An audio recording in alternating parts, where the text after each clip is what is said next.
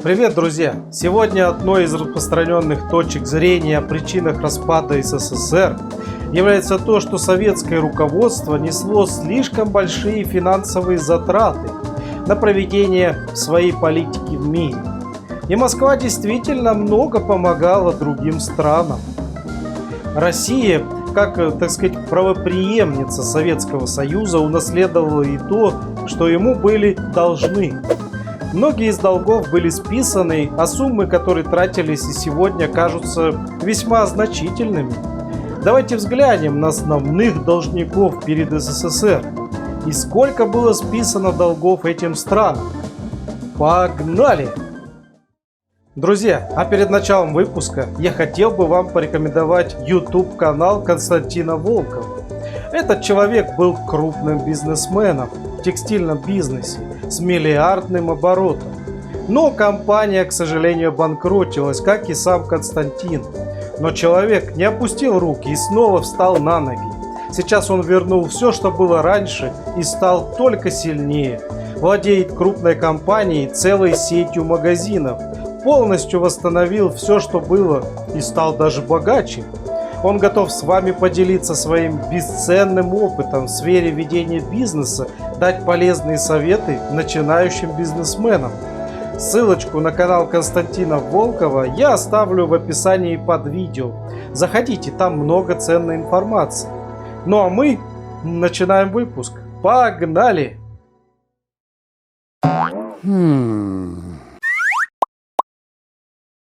Никарагуа. Самое крупное по территории государства Центральной Америки. В 1981 году в этой стране к власти пришел друг Советского Союза Даниэль Ортега. И пошло-поехало. Он занимал очень много денег. В 1992 году долг страны составлял 3 миллиарда 110 миллионов, из которых 2,5 миллиарда было списано. А уже в 2004 году списали еще 344 миллиона долларов.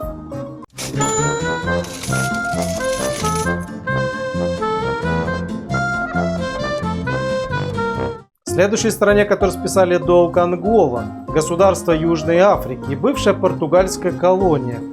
В 1975 году в португальской колонии начался один из самых кровопролитных конфликтов – войн. СССР активно помогал оружием, советниками, продовольствием. Мало того, в 1996 году из 5 миллиардов долга Анголы были списаны 3,5 миллиарда долга. Неплохо, да?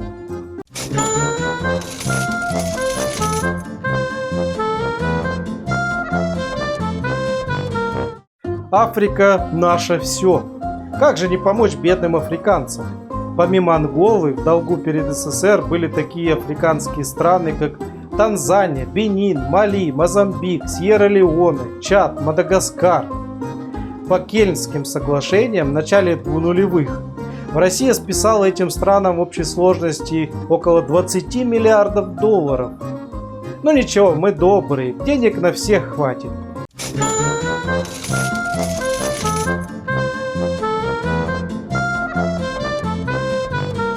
Вьетнам известный своим, так сказать, масштабным конфликтом с США. История советской дружбы с Вьетнамом всем хорошо известна. Помощь СССР, между прочим, была решающей в победе вьетнамского народа над США. Такая маленькая, а может быть и не маленькая пакость США от СССР. В том же нулевом году почти 9,5 миллиардов долларов из 11 долга Россия простила Вьетнаму. Нормально.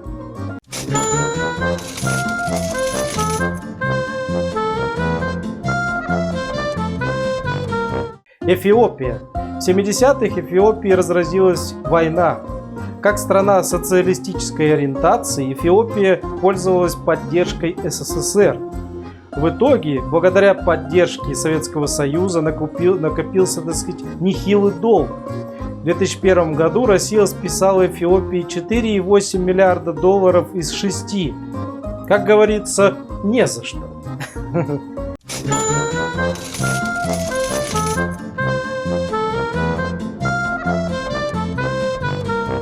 Ирак.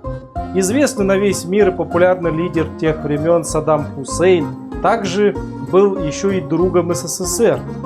Ему активно помогали финансово, следовательно, накопились долги. В 2004 году в связи с известными событиями Россия списала почти 9,8 миллиардов из 10,5 долга.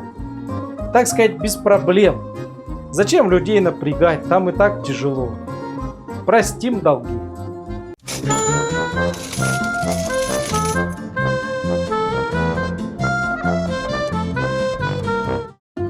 Сирия.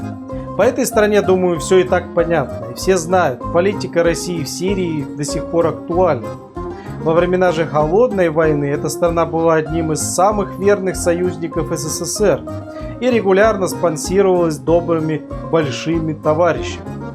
В мае 2005-го уже Россия списала 10 миллиардов из 13 долга. Как бы такая помощь. Да.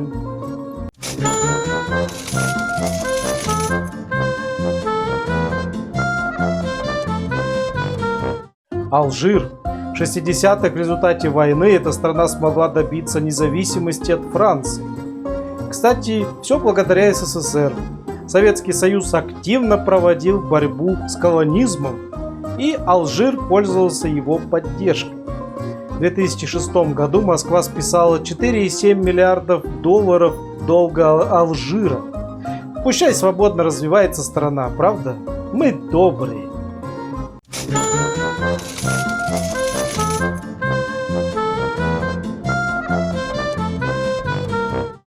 Афганистан. Афганцы до сих пор с ностальгией вспоминают, что в советское время для них строились дороги, школы, больницы и многое другое. В общем, СССР не жалел денег на Афганистан. Другой вопрос, что в итоге получил. По традиции, уже Россия в наше время, точнее в 2007 году, списала 11 миллиардов долга афганского долга, так сказать. Афганцы, прощаем.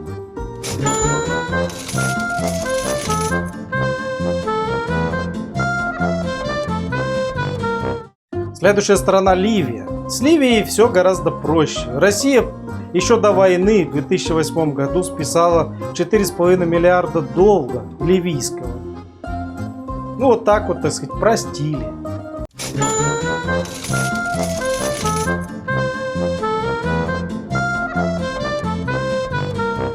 Ну конечно же, любимая СССР страна Куба.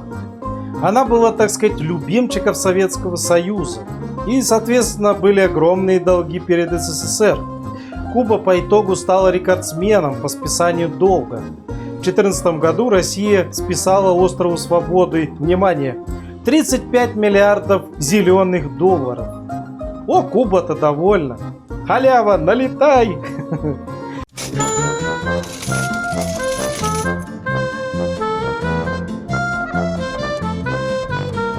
Но теперь самое вкусное на десерт, так сказать.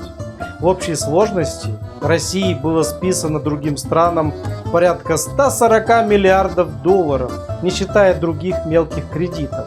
140 миллиардов, представляете? Вот такая добрая страна Россия, матушка. Всем все прощает. Ну, конечно, кроме вас. Вам ничего не спишется.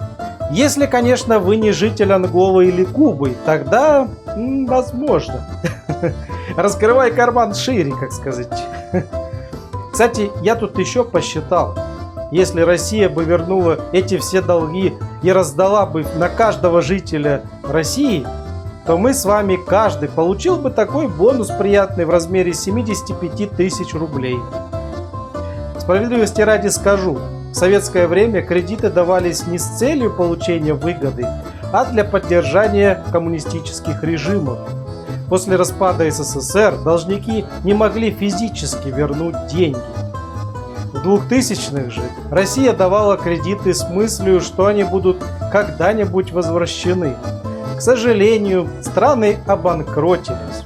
Чтобы получить хоть что-то, российским компаниям дали допуск к иностранным ресурсам, всякие выгодные контракты на строительство инфраструктуры и так далее. В общем, хоть что-то получили. Ну, по итогу, друзья, конечно же, цифры немного так вводят в ступор, да? 140 миллиардов долларов. Которые, так сказать, наших с вами миллиардов-то. Да. Почему меня никто не спросил? Может быть, я не хочу долг никому давать. Что за дела такие?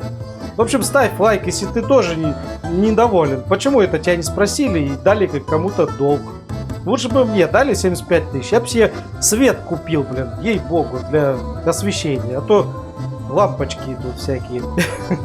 В общем, лайкосик ставим, подписываемся на канал Bizarre World и увидимся в следующем выпуске.